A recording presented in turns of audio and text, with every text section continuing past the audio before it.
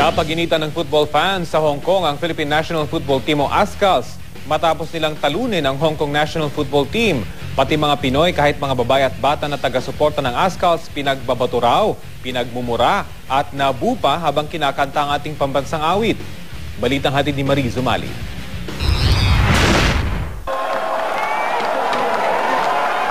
Pinagbabato ng mga plastic cup.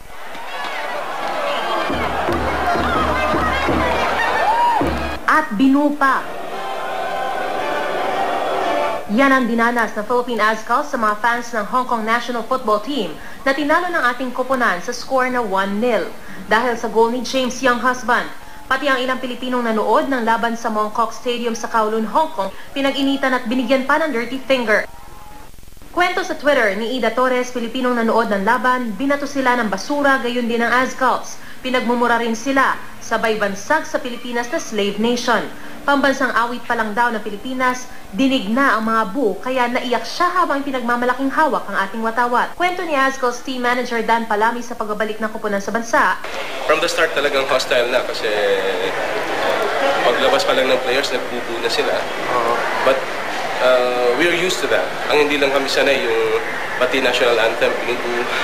Tapos pati yung mga fans na nanonood, binabato at pinagsasabihan ng medyo hindi magandang salita. Tila malalim daw ang pinaghuhugutang galit ng ilang taga-suporta ng Hong Kong team. Medyo masyado sineryoso ata ng mga Hong Kong fans yung laro. Nito supposed to be a friendly. Sa mga commentators nila, sinasabi pa na wag nating kalimutan yung nangyari sa mga kababayan natin dun sa Quirino Grandstand last time. Sa kabila ng insidente, hindi raw nagpapaapekto ang Philippine ASCALs. I was not focusing on that. We are always trying to be fair sportsmen, and we were definitely in the second half not positively ruled from the referee side, from the people, but that happens when you play weak.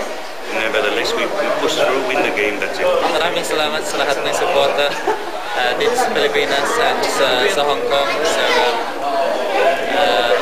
Sobrang masaya ko. Mariz Umali, GMA News.